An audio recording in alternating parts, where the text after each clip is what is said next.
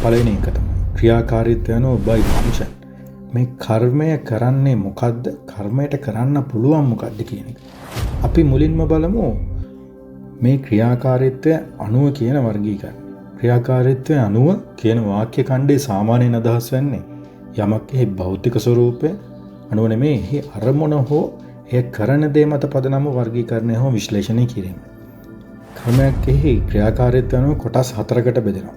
අපි කලින් කතා කරපු නුවන්ගේ ජීවිතයේ උදාහරණ වලින්ම මේක ගලප ගන්න බලමු.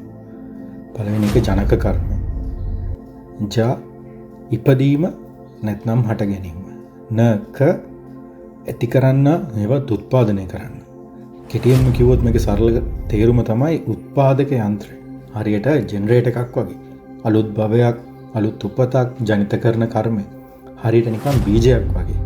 නුවන්ට ලැබුණ දේ තමයි නුවන් පෙර ආත්මයේ කළ කුසල් නිසා ඔහුට මිනිස් ලෝක උපත ලැබුණා.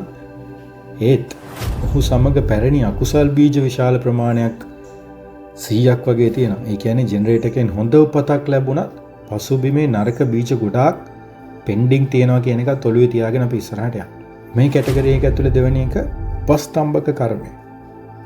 උප කියන්නේ ළඟට වෙලා නැත්නම් උදව් කරමින්, ස්තම්භක කියන්නේ කණුවක් වගේ ශක්තිමත් කරනවා දරාගෙන ඉන්නවා කියන එක. ජෙනරේටර් එකෙන් ජෙනරේට් කරපු සීඩ් එකට නැත්නම් බීජයට වතුර දානවා වගේ, පොහොර දානවා වගේ වැඩක් මේක.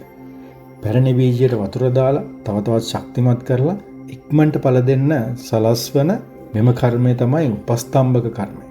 නුවන්ගේ කතාව ගත්තොත් එහෙම නුවන් දැන් මිනිස් ලෝකේ ඉපදිලා ජීවත් වෙනවා. ඔහු තීරණ ගන්නවා ඔහු මොනවද එදිනෙදා ජීවිතේදී කරන්න ඕනි කියලා. හිතන්න නුවන් දිනපතා දන් දෙනවා, සිල් රකින්නවා, භාවනා වඩනවා කියලා. ඒ අලුත් කුසල් ඔහුගේ පැරණි කුසල් බීජ 100ට උපස්තම්භක හෙවත් වතුර හෝ පොහොර වෙලා ඒ හොඳ බීජ ශක්තිමත් කරනවා. හරියට හොඳ පැලයකට වතුර දානවා වගේ. ඒ හොඳ බීජ ඉක්මනට ඵල දෙන්න පටන් ගන්නවා. ඒ වගේම නුවන් දිනපතා බොරු කියනවා, හොරකම් කරනවා, බේබදුකම යෙදෙනවා කියලා හිතන්නකෝ. ඒ අලුත් අකුසල් ඔහුගේ පැරණි අකුසල් බීජ 1000ට උපස්තම්භක හෙවත් වතුර හෝ පොහොර වෙලා ඒ නරක බීජ ශක්තිමත් කරනවා. හරියට වල් පැලෑටි වලට වතුර දානවා වගේ ඒ නරක බීජ ලොකු වෙලා ඉක්මනට විපාක දෙන්න සූදානම් වෙනවා.